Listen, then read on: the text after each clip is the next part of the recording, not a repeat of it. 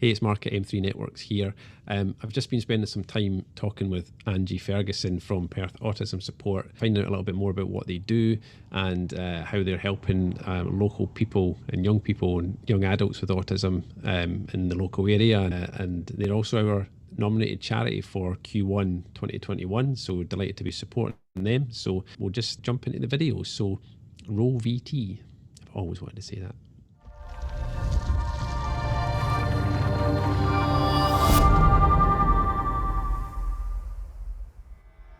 So hi, so I'm joined by Angie here from Perth Autism Support. So thanks for joining me, Angie. And so just to find out a little bit more about yourself and your past experience and how and why you came to join Perth Autism Support.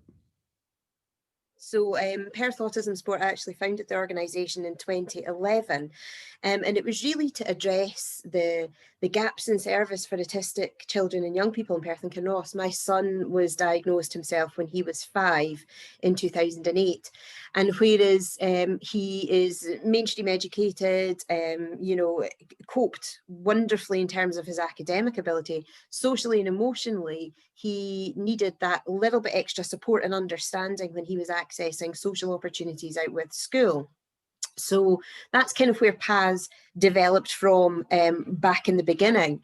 I don't think we'd ever anticipated 10 years down the line that we would have such a sizable increase in terms of our organisation and the young people we support. So we now support, we've got 850 families registered for services with us throughout Perth and Kinross. And on usual non-COVID times, we support about 240 individual young people every week. But we take a full family support at PAS, and that's probably the key thing to what we do. And it's about understanding that to develop and support the strengths of our autistic children and young people, actually we need to make sure that everybody around them is accepting, understanding, and can support their strengths and development as well. So we take a full family support, but we're also have a clear line in our strategic approach around community development and working out in the community as well.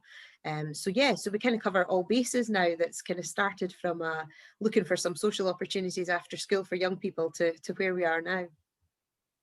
Yeah, it's amazing. It's amazing how things can develop especially when you don't have a plan for them to kind of get to where they're at. So yeah, it's really interesting. You've obviously given us the kind of backstory how the organisation started. So what are some of the key things or projects and things that you do? I mean, how do you actually help people with autism and like you say, their families? So our approach is really about supporting autistic children and young people to reach their full potential and have the same opportunities in life as their non-autistic peers. And we really do that by ensuring young people and their families have access to the right support, but at a time that's right for them. And that's really important, that it's person-led, and our services are all pretty much developed through what families and children and young people themselves tell us they want and need, and that's really important. So we have kind of 3 strands, if you like, of our strategic approach, and the first one is obviously around children, young people and families, and that can be group social opportunities for young people. It can be one-to-one work supporting anxiety, mental health, understanding of what autism means for them, engaging back into education if they've been out of education. So a whole range of different situations and life experiences will support on a one-to-one basis. In terms of our family support, again, that's done through group learning experiences. So, how to increase understanding and awareness to better support young people, but also we work one-to-one in the family home or in the community around a range of specific issues that might be within that particular family. And that we've done everything from sort of supporting families to manage and support anxiety with their young person in the home, right through to toileting, eating, sleeping. We've kind of been there and done the whole remit with families. And the second thing that we kind of do is around young adult support and transition support. And that's really key for us. We support up to the age of 18. We can go a bit older if the young person needs it, but we try to get everybody ready to leave service at the age of 18. And so for us, that's really around life skills, independent travel, supporting the transition to further or higher education. And we have done loads of different projects around independent travel. We've just completed our cybersecurity neurodiversity skills programme in partnership with Perth College. And it's really about exploring future opportunities for young people and where they want to go post-education and when they move into adult services. Yeah, I know from speaking to you guys before that that you said up to the age 18, so people going into adulthood in the workplace, and I know that there's a really low percentage. Is about 17%, isn't it, of autistic adults are actually in employment? I think you might be able to correct me on that. So what can how, I guess for them, there'll be a lot of employers probably watch this. So what can employers and businesses kind of do to kind of better understand and help support people with autism getting into the workplace? Absolutely. And one of the key focuses we have for our next 3 years of strategic planning is around employability and developing our employability programme. And really that's kind of worked, it's kind of been perfect timing, if you like. There was a launch of a Scottish Government national campaign, Different Minds One Scotland, last October. And that was really about raising the understanding and acceptance of autism with the non-autistic community. So through that and through funding from Scottish Government, we have been running a series of employer breakfast meetings to really kind of have a chat with them about understanding the strengths of an autistic employee, understanding how best to support autistic employees, but also making sure that actually they really take that long-term view of diversity in their workforce, which is really, really important. So we take a two-strand approach for our employability programme. Firstly, obviously, the young people, and we work with them to put them through a ready-to-work programme. And we think about what their goals are, where they'd like to be, and what they'd like to do. And then with our employers, we offer or we try to encourage work placement opportunities for our young people. And it's really important for us that we have a diverse industries that are involved in that, because there's very traditional views about where autistic young people should go for work experience, and actually it's been based on real myths of autism, in that you can only work in somewhere quiet and you can only work with a small team, and actually that's so far from the truth in terms of the autistic people we work with. So we're really looking for a range of organizations, small, medium, large, in a range of sectors and industries that can support our young people to understand the strengths of that. So we support employers in a number of ways. Because we have a relationship with the young person, we know the young people really well. We can do introductory visits, get them used to the environment, the placement. We also deliver training for the employer around generalist autism understanding, but also actually how will that apply to this particular young person. We support the placement if needed. So if the young person does need on-site placement support, we can do that. And obviously we can follow up with email and telephone support as well. Okay, so businesses offering work placements is a great way for businesses to help young people into work. And absolutely. I was also, so that's it's a great way that the businesses can do that and support. But I guess in other ways, you know, that if it's not suitable for businesses to offer work placements, for example, then I guess the other question I had for you was about like funding. So you mentioned some government funding, but like, how can other businesses maybe get involved? Like obviously you know what we are doing. The reason we're having this call is because obviously we're tying in the work that we do to help support charities, you know, and supporting Perth Autism Support in Q1 this year, and raising some money for you guys. So I guess that's another way that businesses can probably help if it's, you know, not able to offer, you know, work placements and things. Absolutely. And we would definitely say that we recognise that this year has been challenging, not just for the third sector in terms of our income loss that we've had through COVID. And we recognise that a lot of our corporate colleagues are in exactly the same situation. However, there has been a real big push on shopping local, supporting locally. And what we would just say to employers is try to think to do that in terms of the third sector as well. So if if you are trying to fulfill corporate social responsibilities and, you know, get engaged with the community, think about doing it locally and think about doing it for the smaller local organisations, because there's a couple of really good things about it. All of the money raised for us stays in Perth and Kinross. We also will ensure that every penny does go into supporting the young people that will be your neighbours, that will be going to school with your children, that will be your future employees, you know, all of these kind of things. So whilst there is absolutely a push for supporting locally in terms of business, I would also push that support locally in terms of the charitable sector, and let's keep our money within the economy. I know it's tricky, but even simple things like if you have a workplace and when we can reopen in terms of non-essential retail, for example, stick a collection tin next to the till. You know, something just as simple as that can really help us to keep our money turning over. And we've got 73% of our income comes from trusts and foundations, and we're very grateful to our funders, but we try not to be entirely reliant on them, purely because it's not always guaranteed income. There is a huge competition now for trusts and foundations, particularly after COVID. So we want to ensure that we self-generate as much income as we possibly can. So yeah, every little bit helps. And we often post on our social media and things about things that we're doing. So because it's our 10th birthday year this year, we're putting together a 10th birthday kilt walk team for the virtual kilt walk. So people can get involved in all these kind of things as well. And do it as a work team and get some team building at the same time.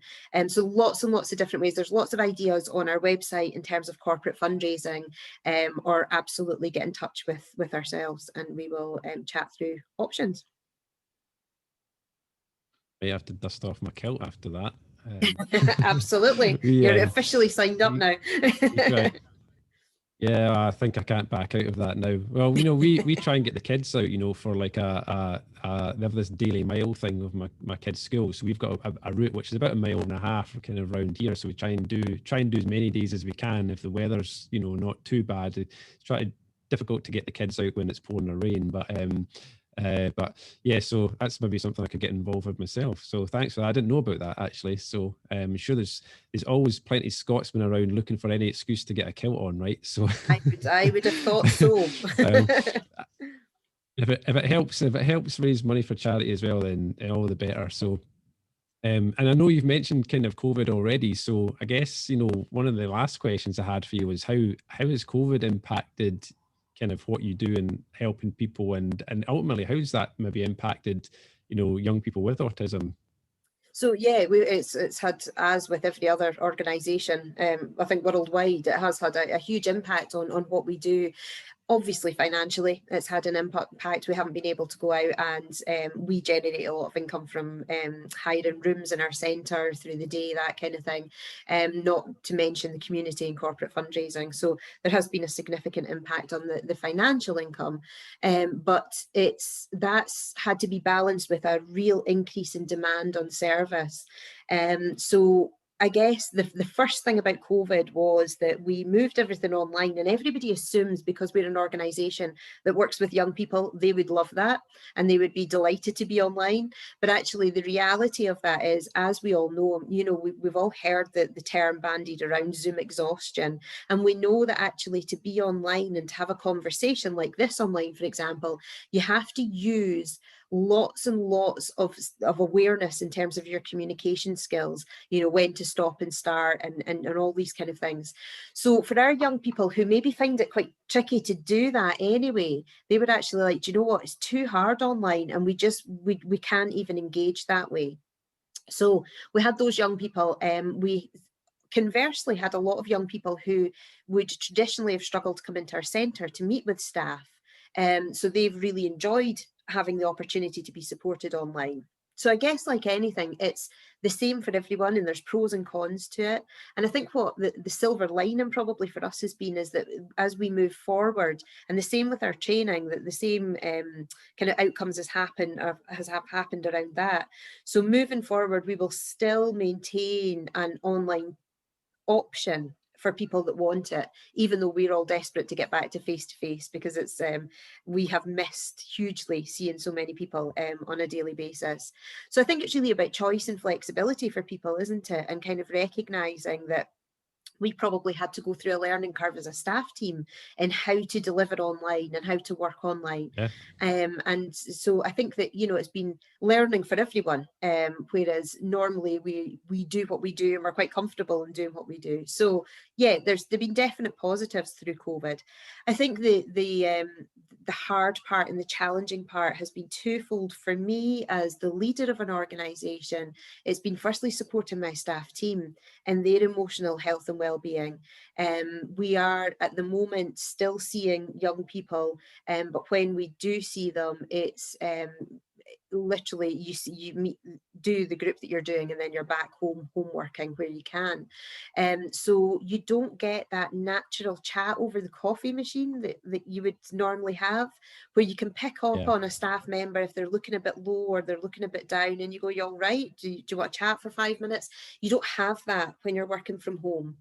And obviously, we have seen an increase, a huge increase in the demand for one-to-one support, with the huge effect on our young people's mental health that COVID has had. And we have seen significant decline in mental well-being in our young people.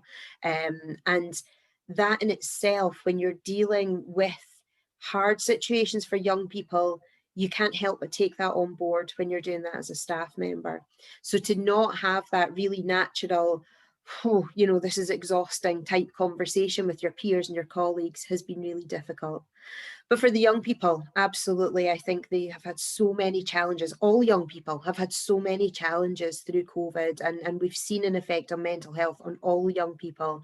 But we have been working really hard, particularly with those young people who maybe had quite chronic anxiety before the lockdown, and it's just been exacerbated by COVID around a number of things. We've got young people who don't want to leave the house because they're worried about getting COVID and passing that on to maybe elderly family members.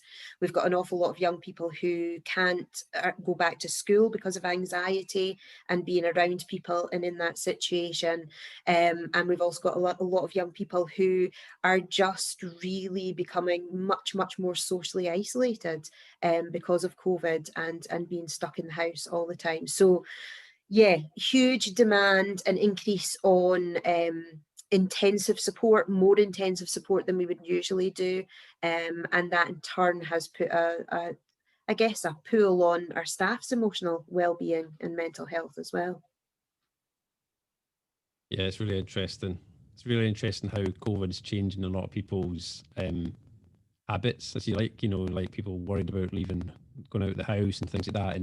And for people who are quite comfortable with that before, you know, it's difficult now because like it's not normal for people just to be going out of the house as much. And even in the street when you know, passing other people, we're used to kind of now being that politeness of kind of giving people space and trying to maintain the social distance and things. So, and I think it's going to take quite a bit of time when eventually things do start to move back towards a normal way of that whole thing of even walking past people and knowing that you'll be able to comfortably walk shoulder to shoulder with someone, a stranger again, is going to be real difficult. Like you said, probably even more difficult for people who struggled with anxiety and things and, you know, mental health issues before this, never mind coming out of it.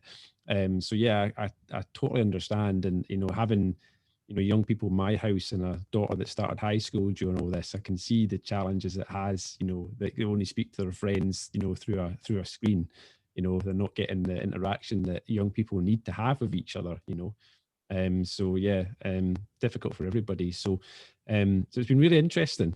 Thank you. I mean, I knew some about what you guys do already, but I've learned so much more actually speaking to you. So it's been really good. So I guess the only other thing I was going to ask to finish off was, how do people get in touch with you, or, you know, what's your website? How do people get in touch? Where can you get more information? That kind of stuff.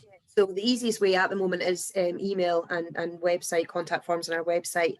So the website is www.perthautismsupport.org.uk. Our phones are diverted, so if anyone doesn't want to go on the website and wants to give us a call, the number is 01738 451 081. But please bear with us if you are making a phone call, because it is going to divert phones at the moment. And so it's all a bit of a challenge. So the easiest way is to probably drop us an email at info@perthautismsupport.org.uk.